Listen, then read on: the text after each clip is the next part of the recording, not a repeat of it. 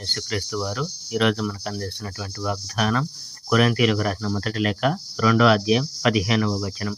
ఆత్మ సంబంధి అయిన వాడు అన్నింటినీ వివేచించును. ఆత్మ ఇచ్చిన జ్ఞానము, కానీ ఆత్మీయ పరిపూర్ణత పొందిన వాళ్లకు మేము జ్ఞానంతో నిండిన సందేశం చెప్తాము. ఆ సందేశం ఈ ప్రపంచానికి సంబంధించిన జ్ఞానం కాదు. అది ప్రపంచాన్ని పాలించే పాలకులకు సంబంధించిన జ్ఞానము కాదు. చివరకు ఆ పాలకులు లేకుండా పోతారు. నేను చెప్తున్నది దేవుడు చెప్పిన రహస్య జ్ఞానం. ఇది ఇంతదాకా మానవాల నుండి రహస్యంగా దాచబడిన జ్ఞానం. ఆ జ్ఞానం ద్వారా మనకు మహిమ కలగాలని కాలానికి ముందే దేవుడు నిర్ణయించాడు. ఈనాటి పాలకులు దాన్ని అర్థం చేసుకోలేదు. దాన్ని అర్థం చేసుకొని ఉంటే మహిమ స్వరూపి అయిన మన ప్రభువును సిలువ వేసి చంపేవాళ్ళు కాదు.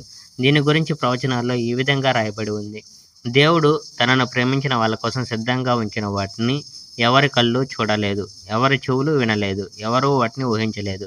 యెషయా 64వ అధ్యాయం 4వ వచనం. కానీ దేవుడు ఈ రహస్యాన్ని మనకు తన ఆత్మ ద్వారా తెలియజేశాడు. ఆత్మ అన్నిటినీ పరిశోధిస్తాడు.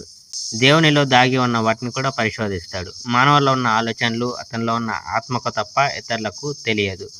అదేవిధంగా దేవునిలో ఉన్న ఆలోచనలు ఆయన ఆత్మకు తప్ప ఇతరులకు తెలియదు. మనం ఈ ప్రపంచానికి సంబంధించిన ఆత్మను పొందలేదు. దేవుడు పంపిన ఆత్మను మనం పొందాము.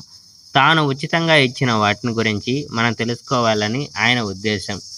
మానవులు తమ జ్ఞానంలో బోధించిన పదాలను వాడకుండా ఆత్మ బోధించిన పదాలను వాడి ఆత్మీయ సత్యాలను ఆత్మీయ భాషతో చెప్తూ ఉంటాము. తనలో దేవుని ఆత్మ లేని మానవుడు దేవుని ఆత్మ ఇచ్చే వరాలను అంగీకరించడు.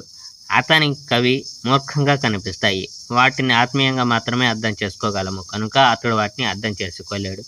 ఆత్మీయంగా ఉన్నవాడు అందరిపై తీర్పు చెప్పగలడు, కానీ అతనిపై ఎవడు తీర్పు చెప్పలేడు. Praise the Lord. May God bless our India.